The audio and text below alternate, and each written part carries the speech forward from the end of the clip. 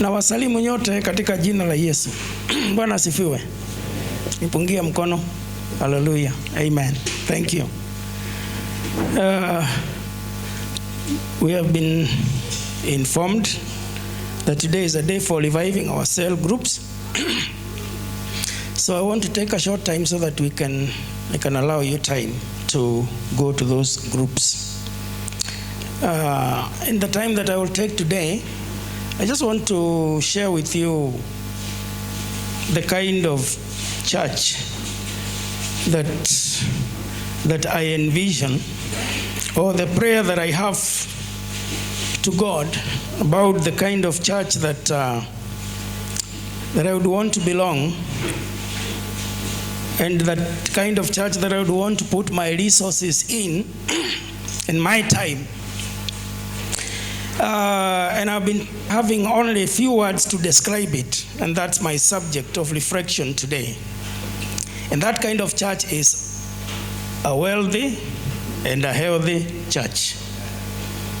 That's a simple description of the mental picture that I have of the church that I would like to belong, the church that I would like to give my time, the church that I would like to serve. A healthy and a wealthy church. And I want to believe, and that has been my prayer for this particular church, which I consider to be my local church, in addition to being a presiding bishop of all the other churches. And so this is my prayer for this church, where my family comes, where I consider myself to be one of them. A wealthy and a healthy church. And as I describe the church like this, I would like us to think about healthy and think about wealthy in a broad perspective, as we'll probably be talking about. You might be very healthy physically, but very unhealthy spiritually. You might be very wealthy materially, but very poor spiritually. So when we talk about the health and wealth, let's not limit ourselves too much to money or to the spiritual aspect as you may define it. July 30th, we were here, and a good number of us were here, and we launched what we called an economic and mental health initiative. And this day was graced by my friend Joseph and Loda, who most of you have referred to as billionaire. The launching was in line with the kind of church that I envision, that is healthy and wealthy. 2 weeks before that, we had focused on the mental health as we listened to our sons and daughters from the neighborhood and from far, who have struggled a lot with the issues of health in one aspect or the other. That tells you that my personal effort in the last few weeks and any other time that I will get in the next several months will be around the health and the well-being of the church. When I talk about the wealth, the church, I'm talking about you as an individual member of the body of Christ.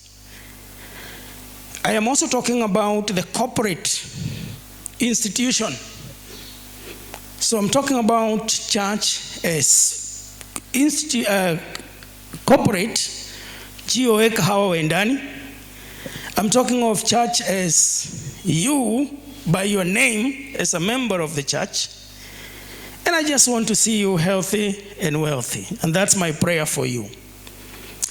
Now, on this July 30th, we looked at 2 Peter chapter 1 and verse 3, and we learned that it is God's desire that we have everything that we need for life and godliness.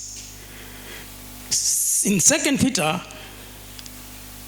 1 verse 3, it is clear, and we spoke about this on 30th, that God is interested with our wealth and our health spiritually, that is in godliness, as the scripture puts it, in godliness from the spiritual aspect. God is interested with us, even in the wealth materially.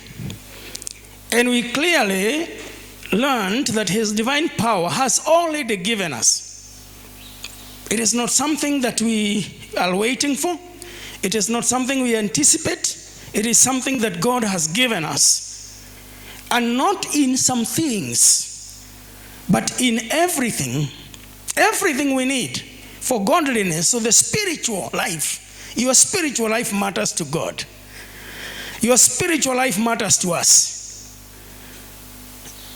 And then the question of where we get it is right there. It is through our knowledge of him. So it's not hidden. The success, your health, the success of your health, the success of your wealth, it is not hidden. It is through the knowledge of him. So it's open. It is there. It's not a secret. It is not for some people. It is for everyone in the church that you can tap through the knowledge of him, that is Jesus, who has called us by his own glory and goodness. And I pray that these truths of God's word, will sink into your spirit, that they will sink into your mind, that you will take them and personalize them and make them your word, and begin to walk in understanding of these truths of God's word. That whatever you need, wherever it is, it's there for you. But where is it? In the knowledge of him, that's Christ, both for godliness and for any other aspect of life. God loves and would like to see us being healthy and wealthy. He not only wants to see us healthy and wealthy, but he has provided. He has given us a blank check called Jesus Christ that we can tap and write whatever it is that we need. But we must walk in the understanding of him and grow in him. Now, we are a church that is strategically located to be able to make great impact. We are the headquarter church. We are in a place that is growing. We are a church that has great vision, great plans. We cannot afford to compromise our health or our wealth, because we need both to be able to succeed in the mandate that God has given us. It is not the will of God that any Christian or any church becomes unproductive or ineffective, not effective. It is not God's will. It's not God's plan that we become unproductive. Sio mapenzi ya Mungu. It is not God's will that we struggle so much with things because of lack. The health and the wealth are given to us because God knows that we need them to fulfill our mandate. But we must build godly principles in our lives as relates to the wealth and as relates to the health, to our health. We must build these godly principles and apply them. When I talk about principles, I'm talking about something that you cannot change, because it is there for you, and not only for you as an individual, but for you as a member of the body of Christ, individually and jointly, and you cannot change it to fit your situation. But it is God's will that we become successful. Now, we did not proceed beyond verse 3 of 2 Peter, but if you proceed beyond verse 3, there's a list of things which we call virtues. And these virtues range all the way from verse 8 to 11.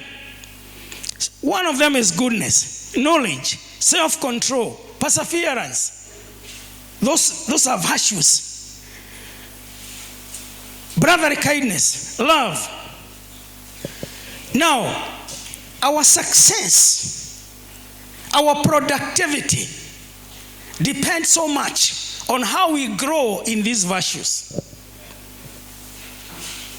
Kuna mtu ambaye anasumbuka na mambo ya afya, health, because of their shortage of understanding and walking in these values.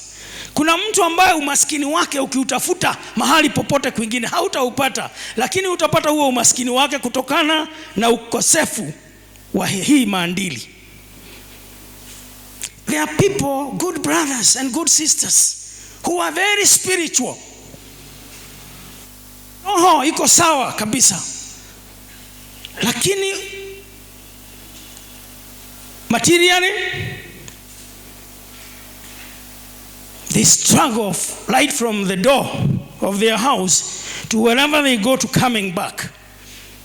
But they are very good spiritually.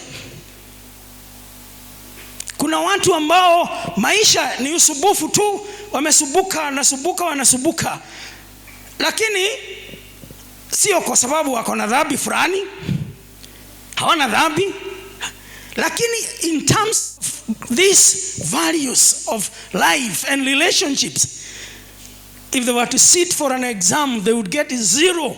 Kwa hivyo umaskini wao unatokana na jinsi wanavyoishi. Relationally, our relationships will also determine how healthy we are or how wealthy we are going to be. There is a measure of wealth that comes through relational growth, and there is a measure of good health that comes through relational growth. The way we relate with one another can make you sick, and we keep praying for you throughout.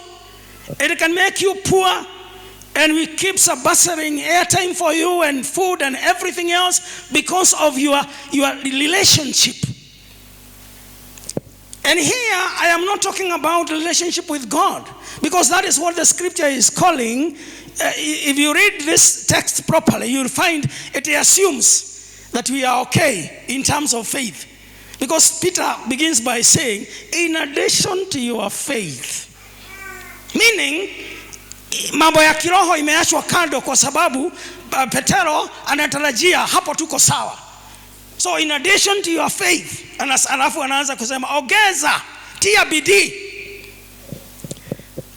To have a good relationship with people who are going to contribute a certain part of your wealth and probably good health depends on how good you are as a person, your knowledge of relating with people, self-control, perseverance, godliness, brotherly kindness, and love. Kuna watu wameokoka na ni sawa, but they are very toxic in their relationships.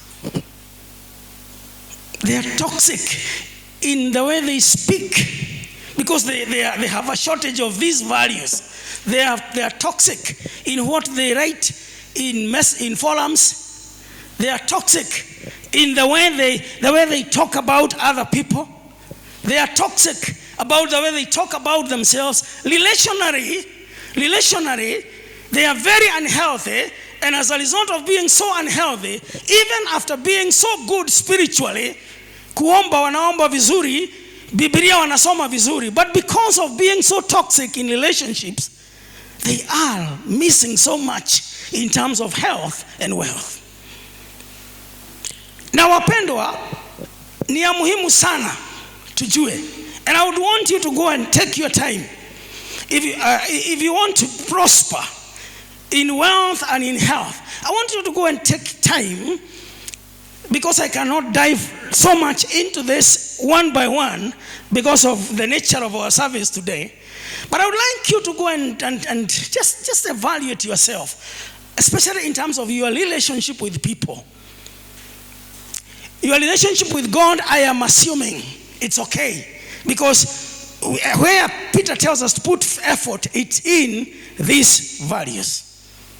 If we are going to become wealthy and healthy people, we must, on July 23rd, the billionaire, or my friend Karaoke, and also in my preaching about the parable of the talents, we said you must take risk. There are people who are so poor because they don't take risk. They fear risk. They cannot take risk to invest. They don't want to take risk in building a relationship with anybody, probably because they were hurt or injured somewhere. So in terms of health, they are so poor, they cannot take risk. They don't like to take risk. Others don't want to invest anything. Hata urafiki, they don't want to invest there any minute. Wanataka tu urafiki ujirete wenyewe.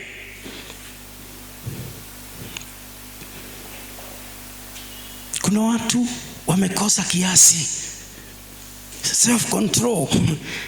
Wanaweza kuambia lolote, anything. Kuna watu wakipata pesa leo hamuwaoni tena mpaka wakati zitaisha, because they have no control of the life with money. They have no control. Mwisho wa mwezi ama wa wiki, wakati wanalipwa, utawajua, kwa sababu hutawapata, kwa sababu control, self control yao ni shida. Saa hiyo ndio wako kule madukani wakitafuta kale kaguo kametoka.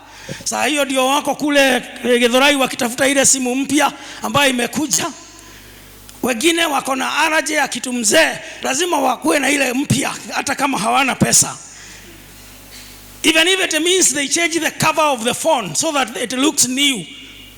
Hata kama ina hang na ni mzee, bora tu abadilishe hata cover tu ndio ionekane iko mpya. Sasa hiyo wakija kanisa hata hawatasikia ujumbe wote, kwa sababu kila saa wanataka kila mtu aone simu. Hata wakati wa worship ni hivi. Self control. Self control. Virtues. Health and wealth are determined by the way you relate with God and the way you relate with people. Both are important. On July 30th, we said that as we begin our journey of economic transformation, that we encourage everyone to belong to a circle. We emphasize GOA circle because it is the one that we know, it is the one that we learn, it is the one that we manage. But that does not mean that you cannot belong to any other circle. You can, but we emphasize and we continue to emphasize that you belong to GOA circle and begin to save.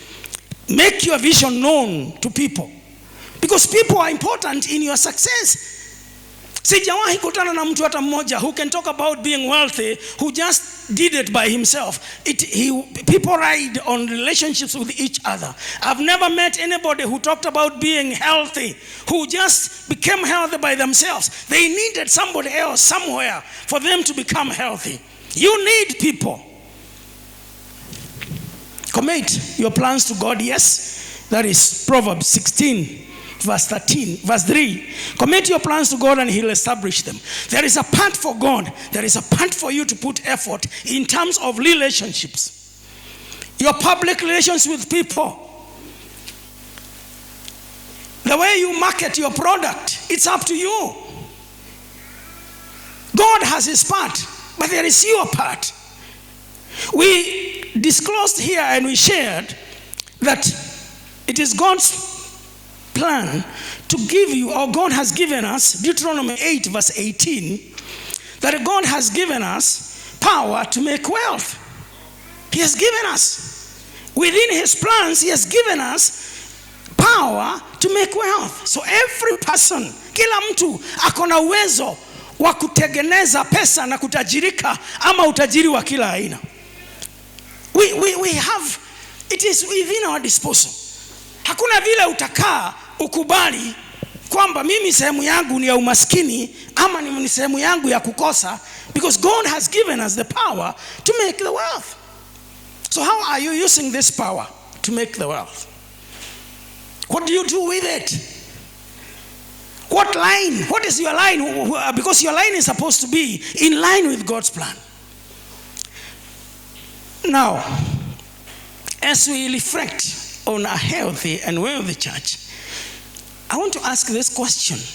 Why do we need to be healthy and wealthy? Why? There are many reasons, and you can answer that question based on your personal vision and mission and what you do. But for the purposes of the kingdom of God and for the purposes of GOA, the answer to this question is because of the Great Commission. We need to be healthy and wealthy for the Great Commission. Matthew 28, 19 and 20. Because this is the vision that God gave us, and we have written it right here. It is the vision that God gave us, which is in line with the purpose for which he created us. Our primary responsibility is making disciples. That is our primary responsibility. Na mtu yeyote ule ambaye ameamua kwamba yeye atakuwa mshirika wa GOA, na sio hapa Wendani, hata ile iko Burundi, hata ile iko Rodwa, hata ile iko wapi, atakuta msingi wetu ama mandate yetu ni agizo kuu. We believe strongly that God wants us to play a part in the Great Commission. We don't guess. We don't just think about it. But we believe that God has called us. And for that 2 years we have been doing this because we believe that God has called us, and it is to the Great Commission, and it is intertwined with our giftings. And for this to happen, we need to be wealthy and healthy. The gospel is free, but the means to take it is very expensive. That is the reason why we need to be healthy and wealthy. It is free. Nobody charges the gospel. The gospel is free. The Great Commission is free. Free that we have received, free that we give. But the means to take it is expensive. That is why when those who travel to Meru for the funeral, our sister Emma has shared the challenges that goes with it. She has shared the challenges that goes with it, including kutokea mapema usiku when you are fearing, when you see people. But she's only going there because of her gospel relationship with a sister in Christ as members of the same church. If it was not about that, angekaa kwake nyumbani na apumzike na starehe. The only reason why Humphrey drove or went whichever means he used is because of the kingdom relationship, church relationship with Quinta and the mother and the other family. Kingdom.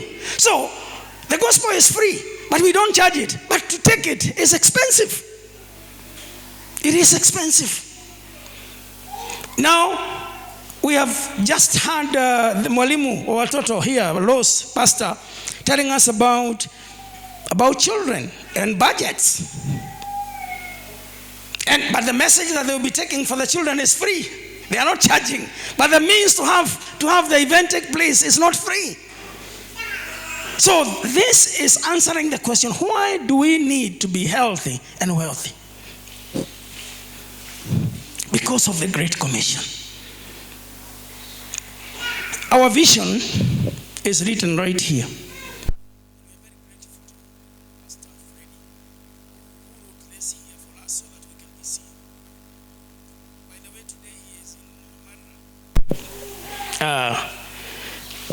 Leading the ordination of one of our pastors there.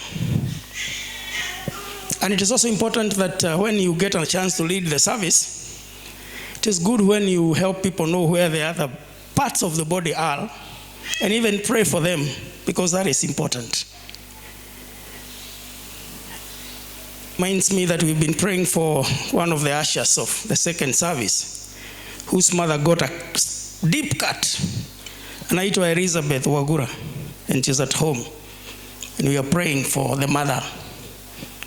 Deep cut. Those are the things that happens during the week. And if we are members of the body, we need to know what is happening where, and we need to be able to be, either we are with those people physically or we are praying for them. That reminds me, the seat for Pastor Charles is empty. I wish the leaders of the service led us into praying for him after being given the drugs. The drugs that you talk about, drugging. Charles alikutana na watu akampulizia kitu inaitwa, sielewi lugha vizuri, ni vile inaitwa nini? Haya, Humphrey atakuja baada yangu, anaweza elezea hapo zaidi. Lakini watu wanamuomba maji kama haya ya kunywa kulingana na yeye, na anawapa. Mmoja anakunywa, mwingine anapuliza hiyo. Within a few seconds, he doesn't know where he is.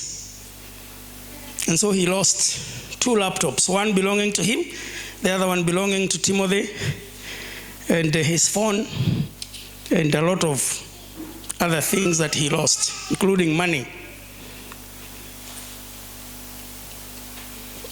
And this morning he's seeing a medical practitioner to be assessed kama ako sawa ama atajoin AA class. Hiyo ni kusema kila mtu anaweza join AA class. Kwa hivyo nyinyi ambao mnapuuza Dirago, waambie kesho inaweza kuwa ni wewe. My brother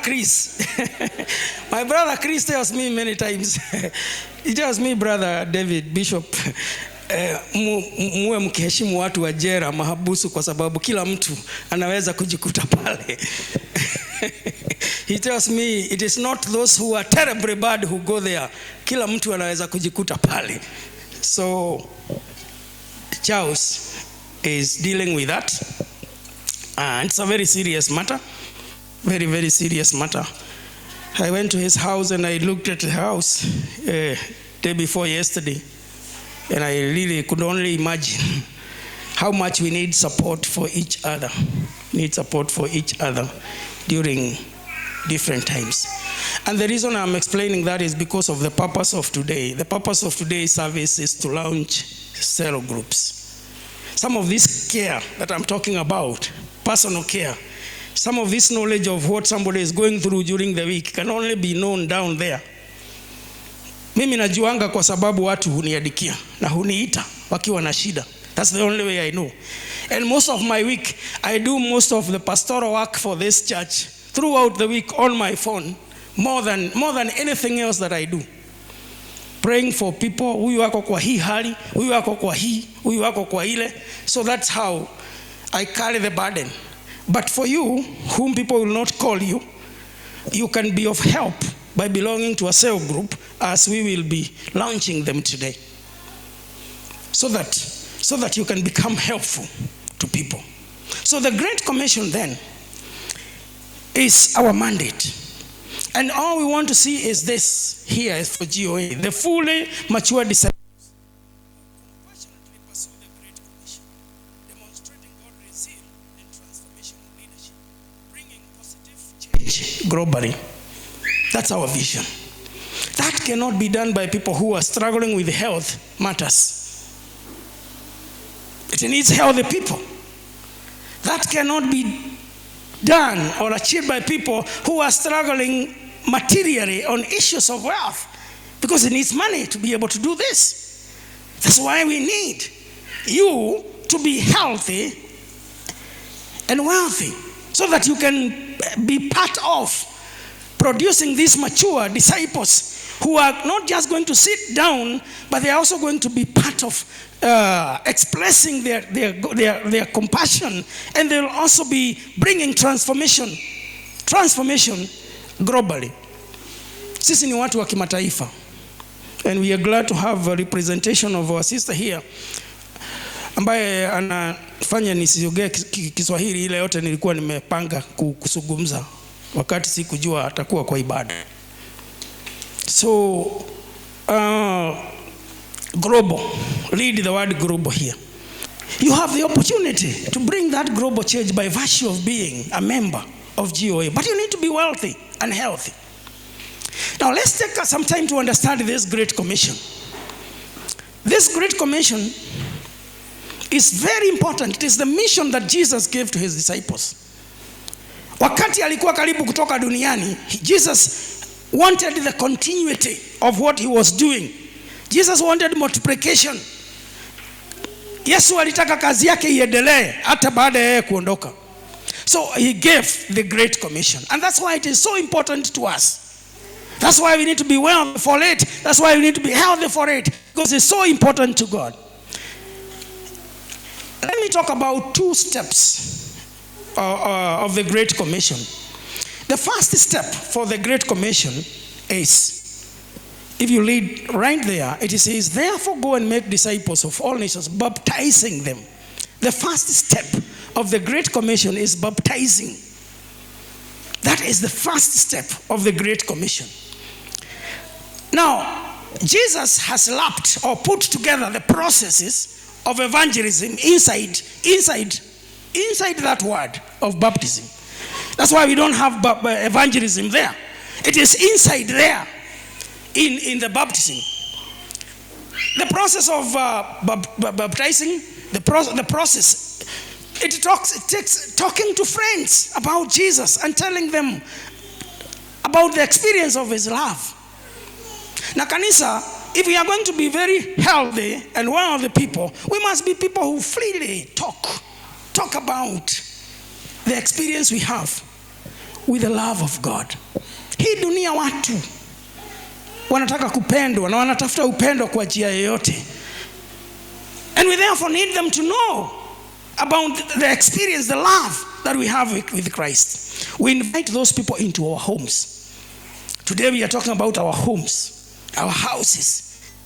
Part of the Great Commission, step 1, will include us inviting people into our homes, into our communities, to our churches. And why do we invite them there? So that we love them there. We give them a taste of God's kingdom and share the good news of hope that we have in Jesus. We don't invite them for anything else. We want to share the love of God. Now, when I talk about inviting them to our homes, watu wengine wanaanza kujiuliza, kale kanyumba kangu. Ndio, hako kanyumba kako. That's where you can demonstrate the love of Christ. The way it is where you can demonstrate the love of Christ. When I talk about inviting them into your place of work, into your communities, wherever you are, that is where you show the love of Christ. And that is part of step number 1. Kama ni kwa kibanda na unauza, you show the love of Christ there. Kama wewe unafanya whatever you do, show the love of Christ there. The way you relate with the people right there. That is part of step number 1 of the Great Commission of baptizing people. The baptism here means submerging and burying. Not necessarily with the water, but with the love of Christ. We want people to bury people and fill them up with the love of Christ so that they know that there is God who loves the people. When God opens the eyes of people, watu wakipendwa, macho yao inafunguka. Watu wakipendwa, macho inafunguka.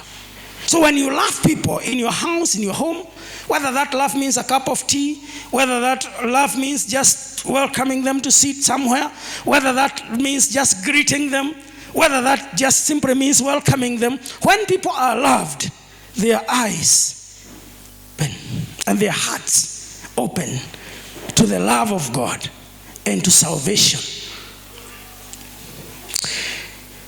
A few of us here have joined the faith-driven entrepreneurship, and we have started meeting every Thursday for 1 hour from 8 to 9. So we had our first meeting, Zoom, this past Thursday.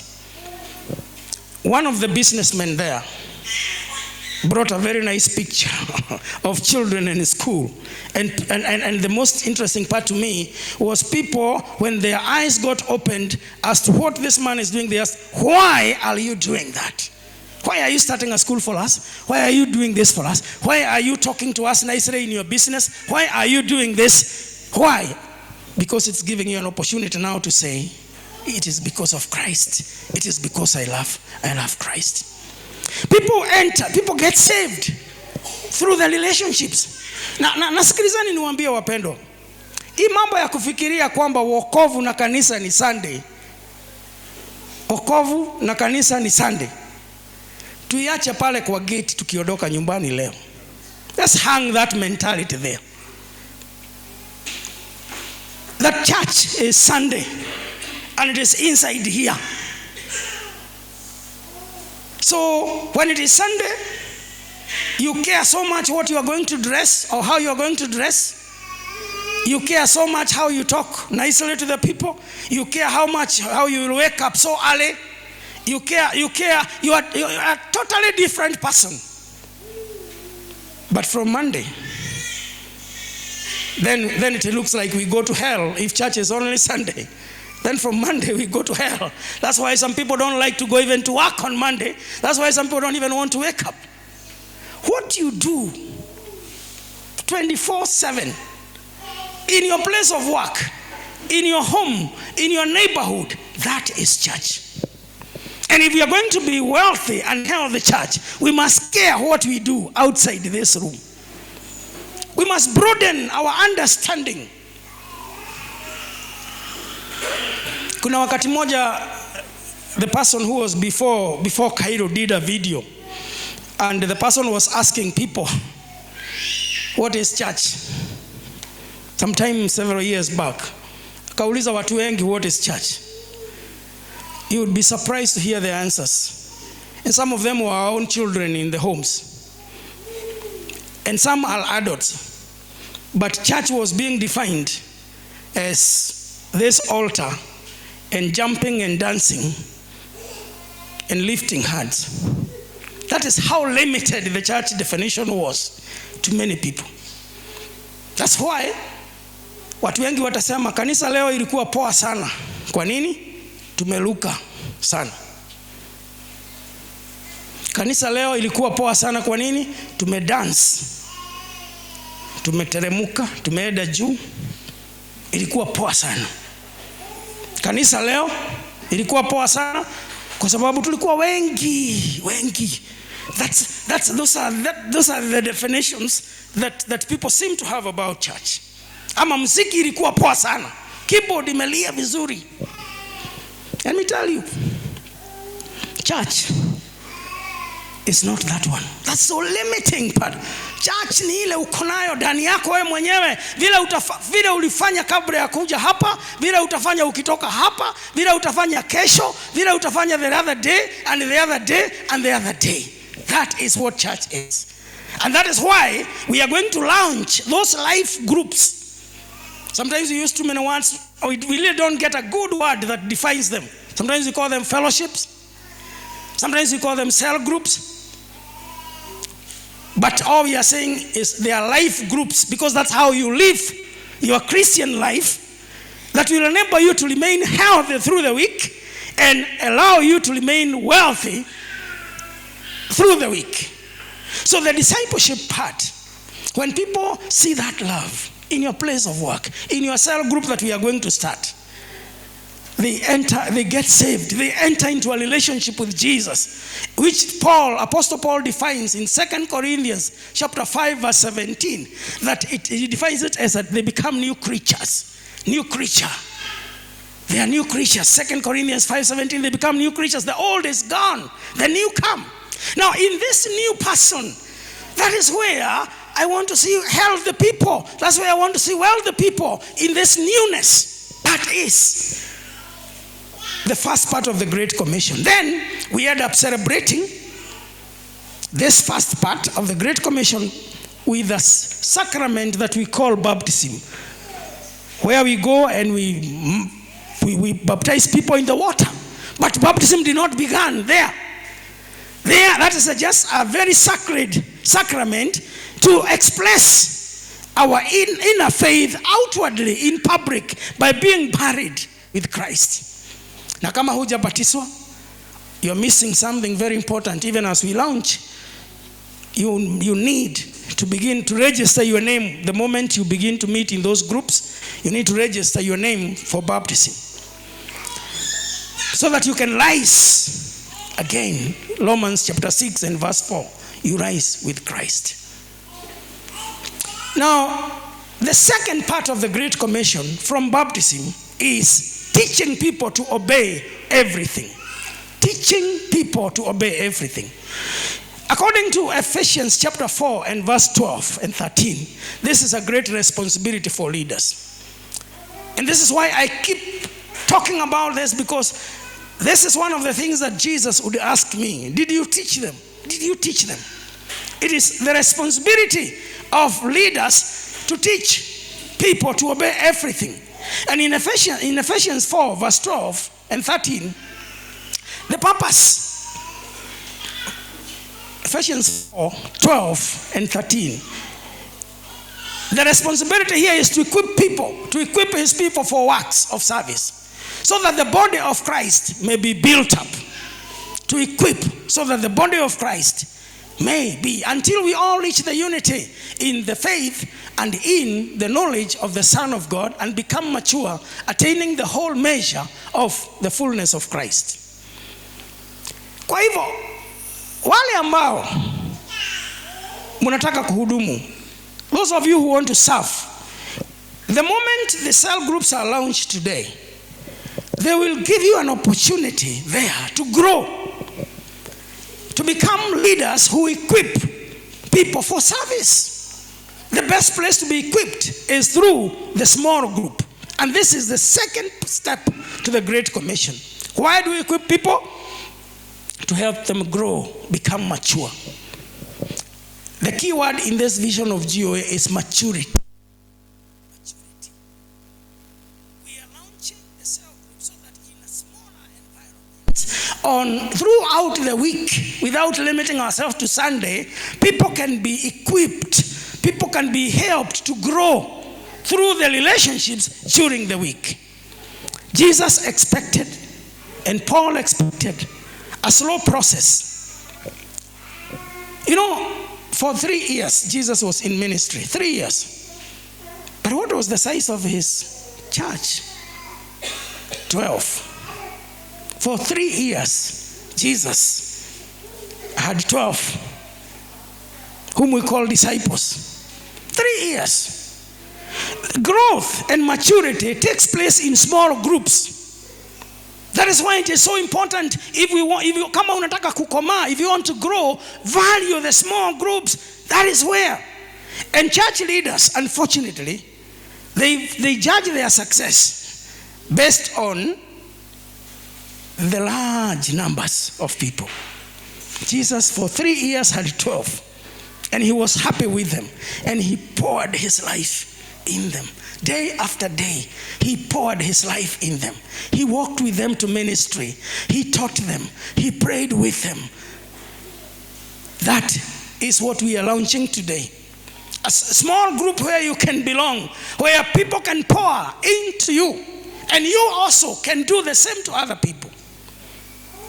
Now, judge your growth depending on how much you are growing every day. Unakuwa kukomaa kiasi gani? The purpose of discipleship is so that members may mature.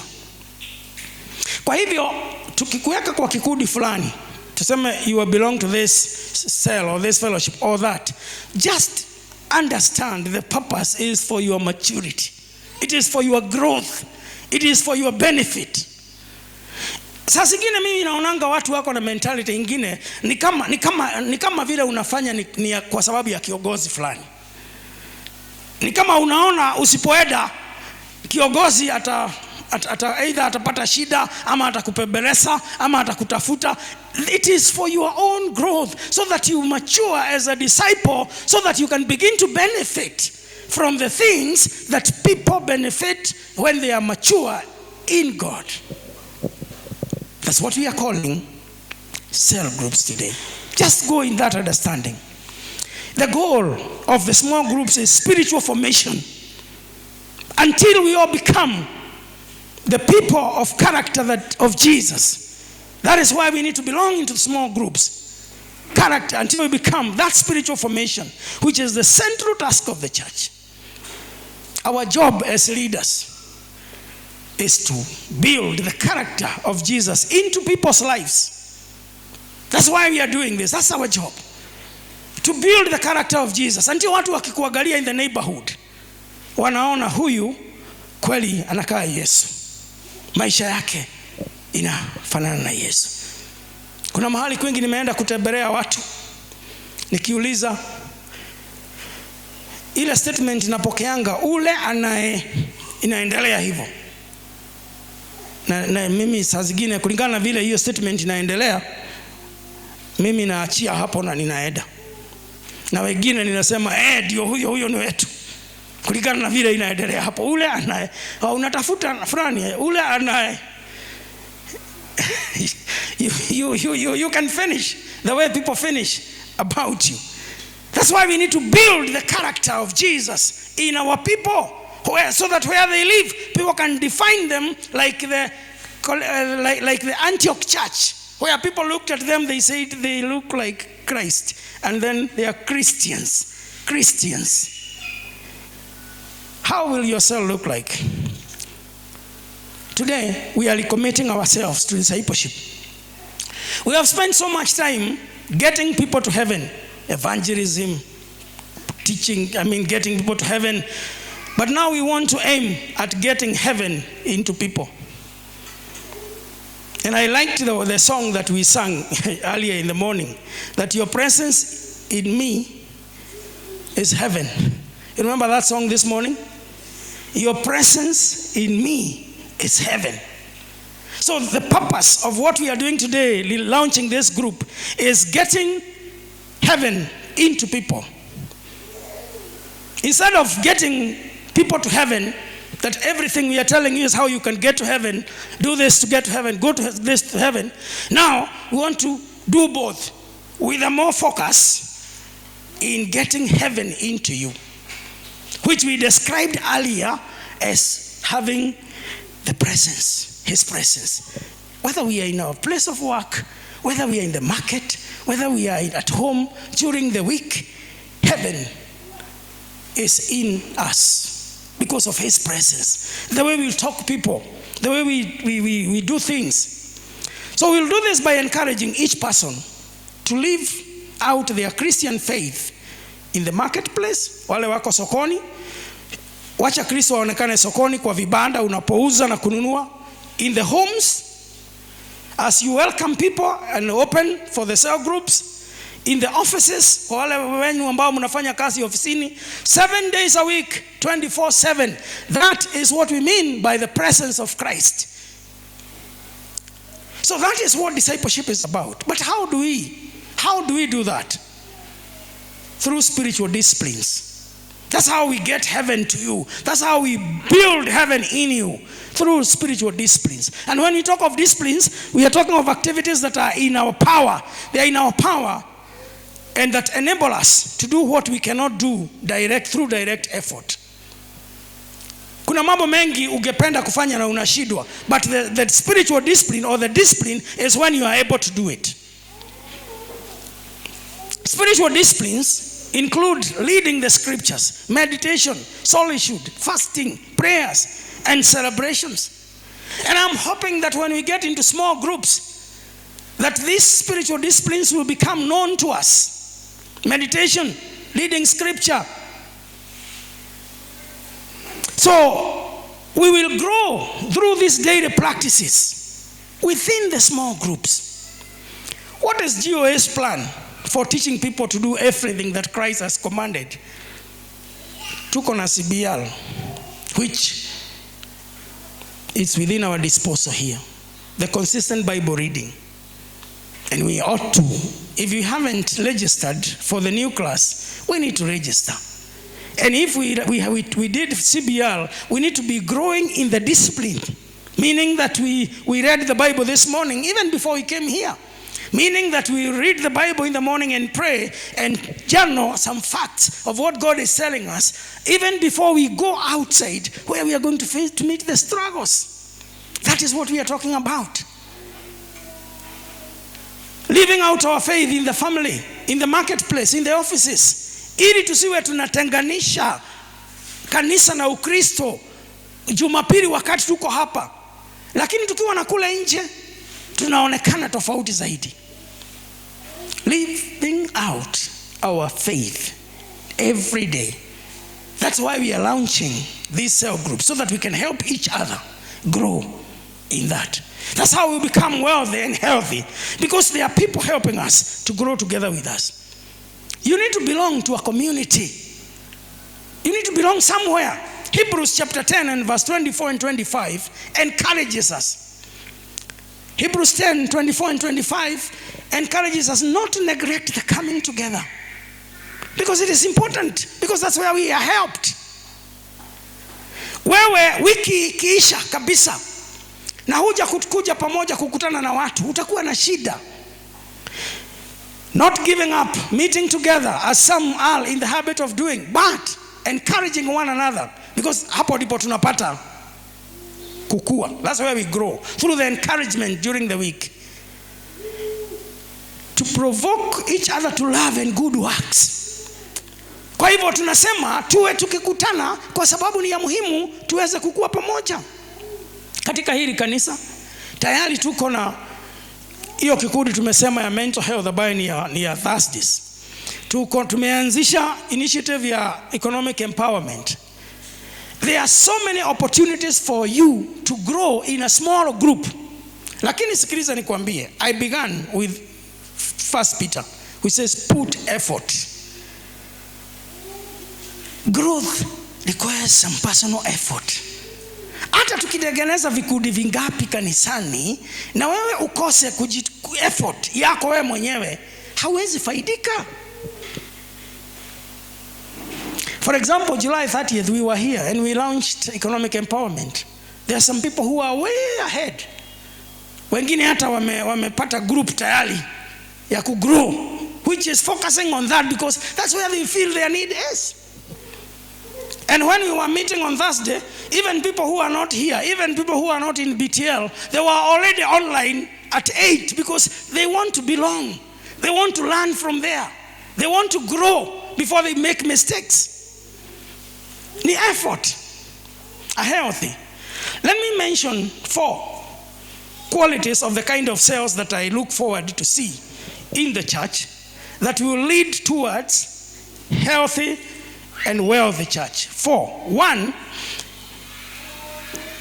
those kind of cells loves Jesus. People who love Jesus. If there's a way of measuring how much the group will love Jesus, that is the kind of cell that we will be looking for. People who love Jesus. Ya kwamba hawatakutana na watoke bila kuzungumza kuhusu Yesu. Na sio kuzungumza tu. In John chapter 14, there's an interesting conversation. In John chapter 14, verse 22 to 24, Judas, not Iscariot, said, "But Lord," this is verse 22 of John 14, "But Lord, why do you intend to show yourself to us and not to the world?" I normally like this kind of gentlemen who don't hide what is in their heart. They talk to Jesus. They ask him questions. Kwa nini ujidhihirisha kwetu lakini sio kwao? That's what Judas is asking. He wants to know why.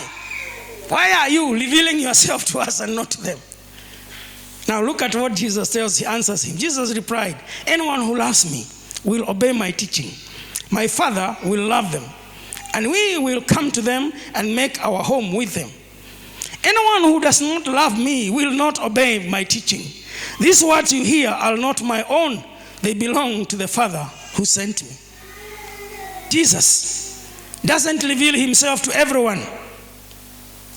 Na ni vizuri tujue hivyo. Yesu hajidhihirishi kwa kila mtu. No.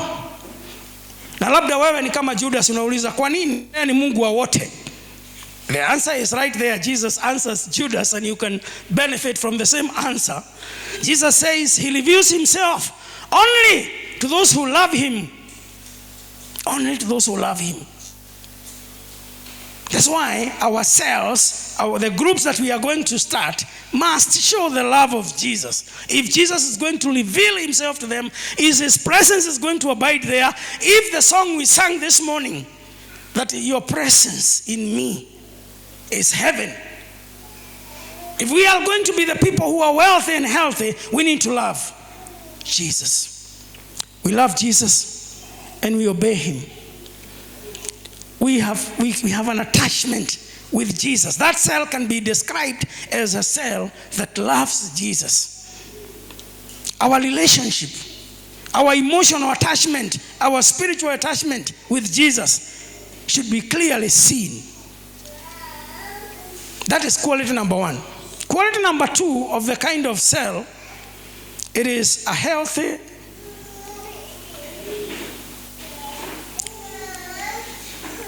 cell that has joy. Joy. This small word here, J-O-Y, means so much in our health and our wealth. Kuna watu magonjwa ile mengi wanatuita tuombe, ni kwa sababu wamekosa hii J-O-Y. Kuna watu pesa zao nyingi zile zikienda kwa Great Commission zinaenda kwa daktari kwa sababu wamekosa hii 3-letter word J-O-Y. Joy. Joy.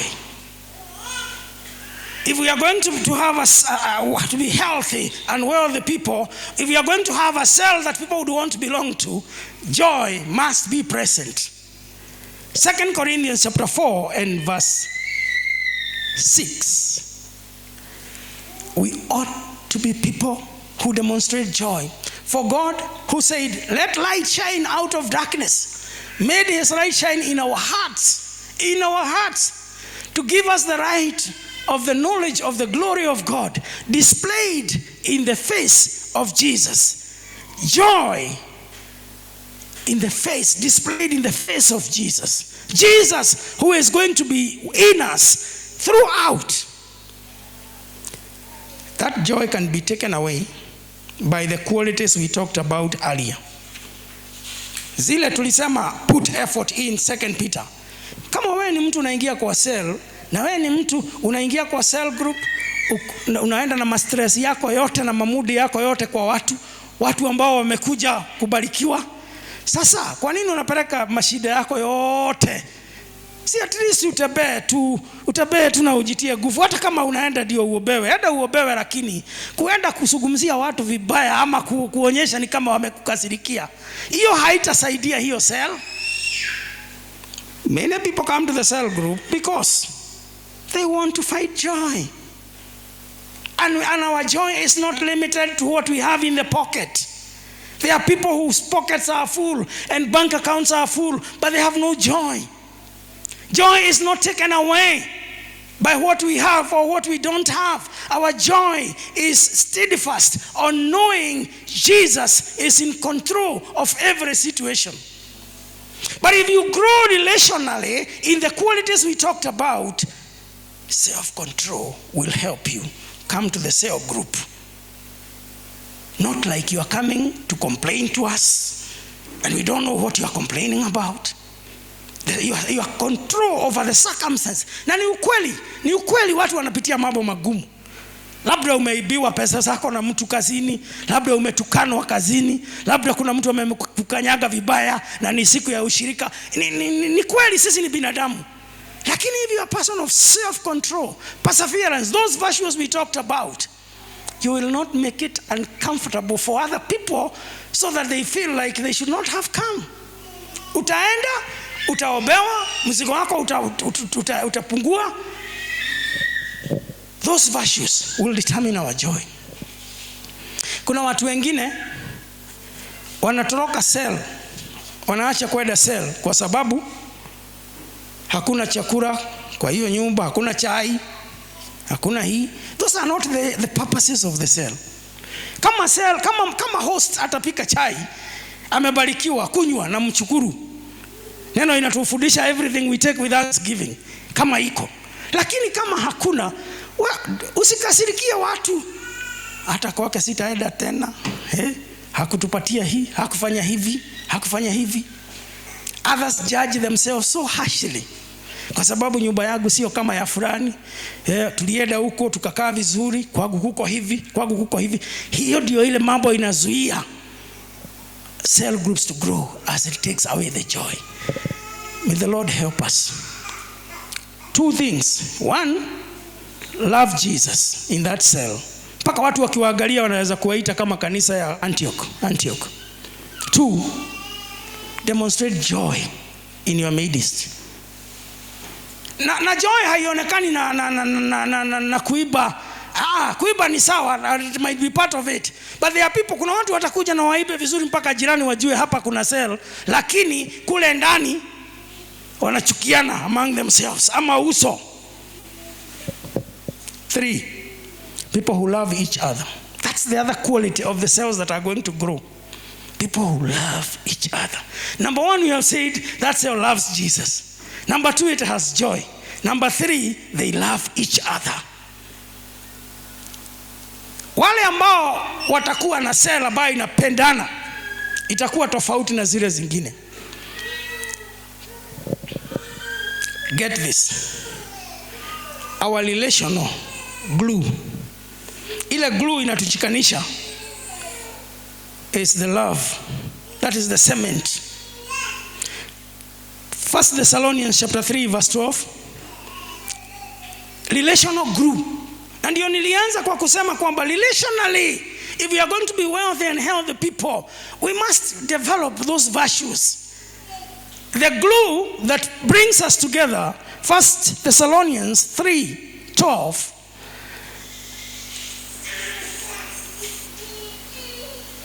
First Thessalonians, may the Lord make your love increase. Love increase and overflow for each other and for everyone else, just as ours does for you. Let that guide you into your cell group. Let that guide you.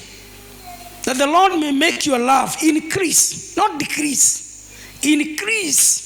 And not just increase, but overflow for each other. For each. Mutafurahia, mutashangilia, mutafurahia kwa hiyo cell.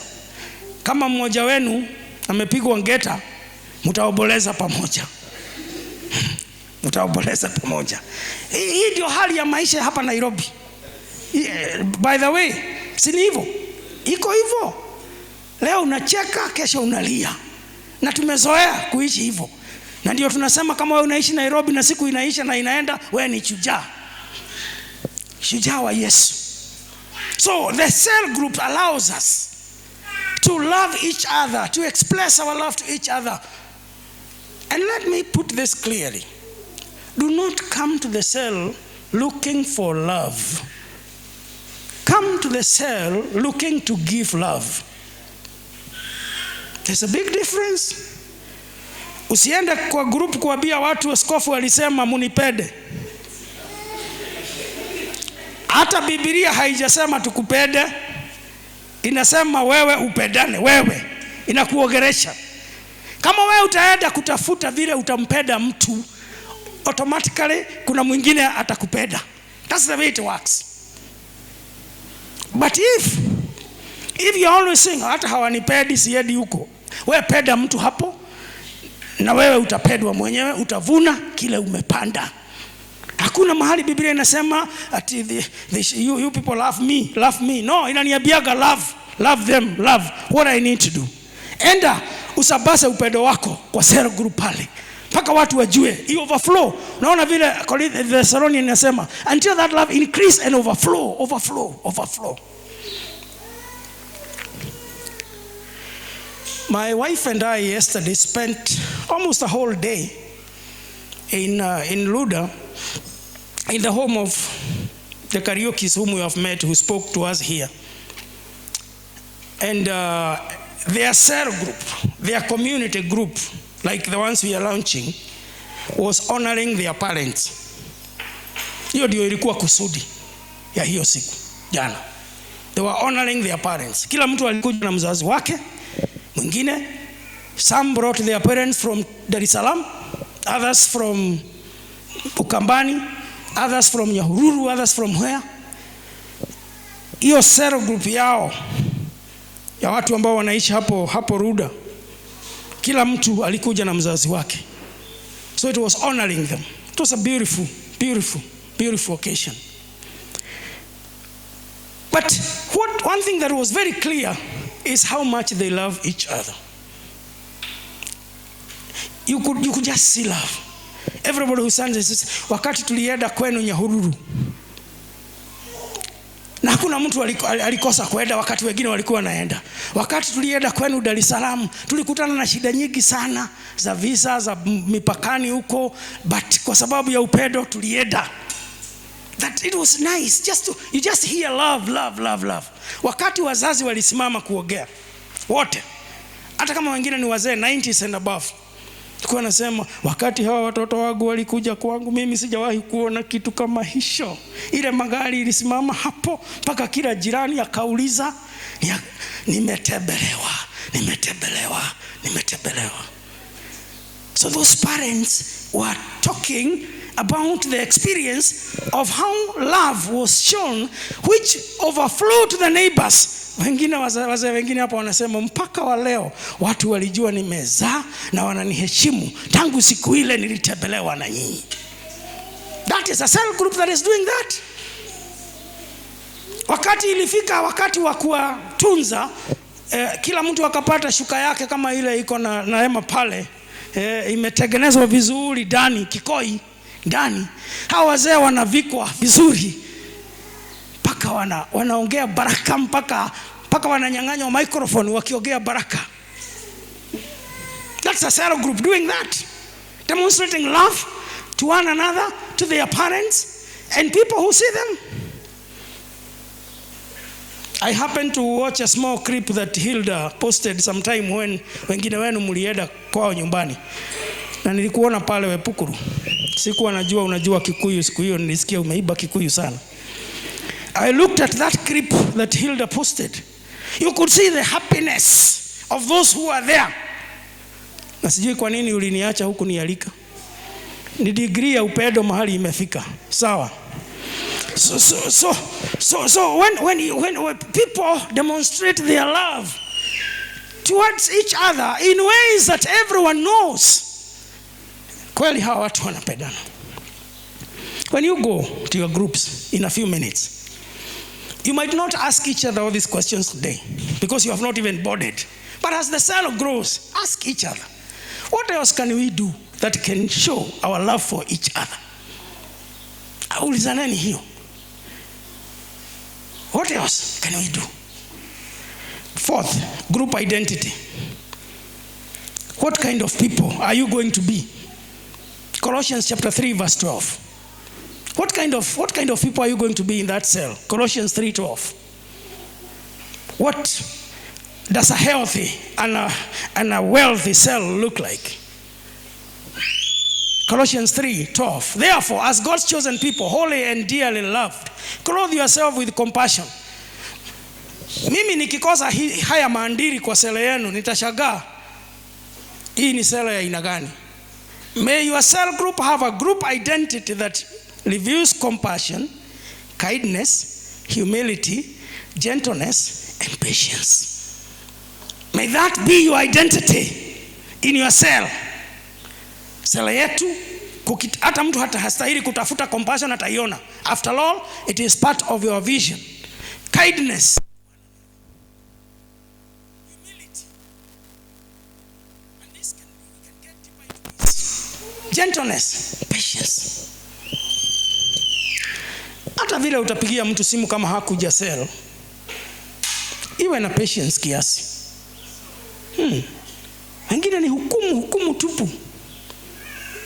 Wengine mtu akikosa kuja hata message ya siku hiyo inabadilika. Mnazungumzia ule hakuja. Look at these values. And I'm glad that these first ones are going to be read by the pastoral team. What is your group identity? 5, which is the greatest weakness. And this is so important if for the health of the cells. It is healthy correction. A good cell corrects one another. Healthy correction. Accepting correction, giving correction in a healthy way. Proverbs chapter 15 and verse 31. Healthy. Na hii kanisa yetu imejaa vijana na ni wengi sana vijana. Vijana either single or young couples. And that group of people most of the times don't like correction and don't take correction kindly. Proverbs 15 verse 31. Whoever heeds life-giving correction will be at home among the wise. A healthy cell corrects each other. People correct each other. Kama mtu amefanya kitu, muna correct. Munarekebishana. Fulani, kulingana na group identity yetu, sisi ni watu wa compassion. Wakati tulikuwa tunaenda kwa hiyo children's home, hatukukuona wala hatukuona contribution yako. Healthy. Sisi ni watu wenye humility. Ile kiburi tunasikia siku hizi, but of course you do it properly. Stop being so nice to each other that you don't help each other. So nice, sitaki kumkasirisha. Sitaki kumkasirisha.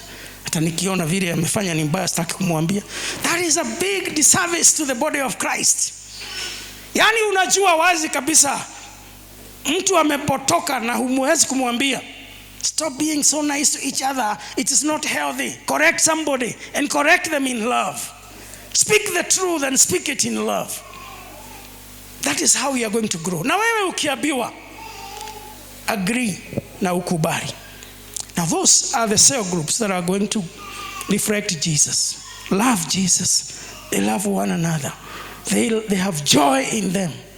They have a group identity. Ile inaweza julikana. And they are willing to correct each other. My prayer for every one of us.